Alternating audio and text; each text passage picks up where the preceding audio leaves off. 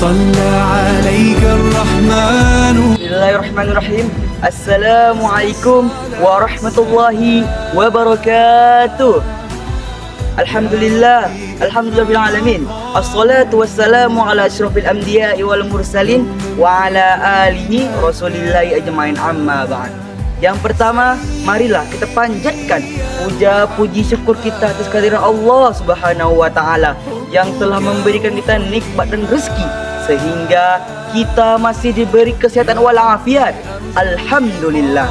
Salawat dan salam kepada putranya Abdullah, buah hatinya Aminah, intannya kota Mekah, raja dari segala raja, pemimpin dari segala pemimpin, nurun ala nuri, yakni Nabi Muhammad sallallahu alaihi wasallam, biqauli Allahumma shalli ala sayyidina Muhammad wa ala ali sayyidina Muhammad, yang telah membebaskan dari zamannya jahiliyah hingga zamannya Islamiyah, dari zamannya dhalalah hingga zamannya hidayah.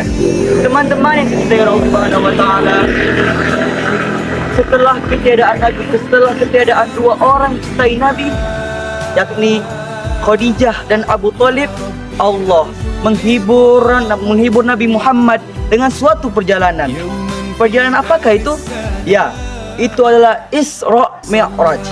Isra yang berarti perjalanan dari Masjidil Haram ke Masjidil Aqsa. Mi'raj yang berarti perjalanan dari Masjidil Aqsa ke Sidratil Muntaha. Teman-teman yang saya cintai Allah Subhanahu wa taala, Allah berfirman dalam surat Al-Isra ayat 1 yang berbunyi, A'udzu billahi minasyaitonir rajim. Bismillahirrahmanirrahim.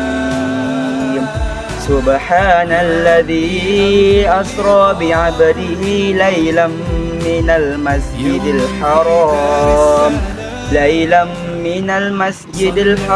ilal masjidil aqsa alladzi barakna hawlahu linuriyahu min ayatina innahu huwas samiul basir. Puji Allah yang telah memperjalankan hambanya Muhammad dari Masjidil Haram ke Masjidil Aqsa yang pada malam hari yang mana telah kami berkahi sekelilingnya.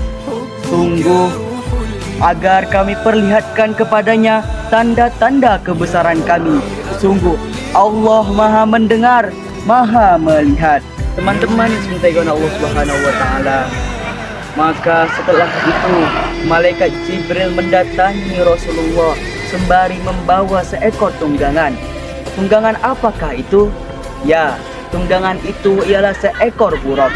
Maka malaikat Jibril bersama Rasulullah berangkat menuju Masjidil Aqsa. Sesampainya di Masjidil Aqsa, Rasulullah sallallahu alaihi wasallam memimpin imam para nabi dari Nabi Adam hingga Nabi Isa alaihi salam.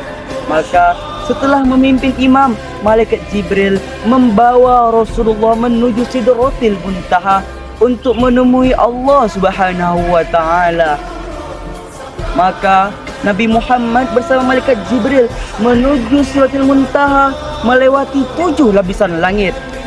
Sebelum sampai di Sidratil Muntaha, malaikat Jibril membawa Rasulullah ke Baitul Maqmur. Apa itu Baitul Maqmur? Ya, Baitul Maqmur adalah tempat tawafnya para malaikat. Nah, jika kita sebagai orang muslim, tawafnya kan di Mekah. Nah, jika tawafnya malaikat, mereka tawafnya di dekat Sidratil Muntaha, yaitu Baitul Maqmur. Maka sesampainya di Sidratil Muntaha, Allah memberikan wahyu, yaitu perintah solat sebanyak 50 kali dalam satu hari. Maka setelah menerima wahyu tersebut, Nabi Muhammad pun kembali ke bumi. Sebelum kembali, Nabi Musa mencegatnya dan berkata, "Wahai Muhammad, wahai Rasulullah, apakah kau yakin umatmu sanggup melaksanakan 50 kali dalam satu hari? Percayalah, umatku saja tidak sanggup melakukannya, apalagi umatmu Muhammad." Maka setelah itu Rasulullah kembali ke Sidratil Muntaha meminta keringanan kepada Allah Subhanahu wa taala. Maka setelah itu Allah mengurangi perintah solat dari 50 kali sehari menjadi 5 kali sehari. Ya, teman-teman yang dicintai oleh Allah Subhanahu wa taala, apa hikmah dari kisah ini? Kita sebagai orang muslim, sebagai orang yang beriman, sebagai orang yang bertakwa kepada Allah Subhanahu wa taala, janganlah meninggalkan solat. Mengapa? Karena Rasulullah sallallahu alaihi wasallam bersabda, "As-salatu imaduddin." Salat itu adalah tiang agama.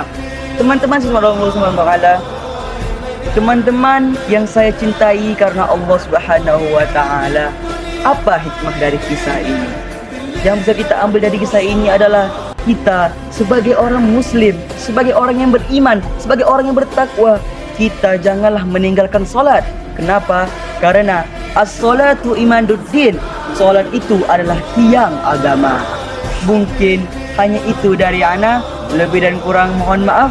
Burung irian, burung cendrawasih. Cukup sekian dan terima kasih. Assalamualaikum warahmatullahi wabarakatuh.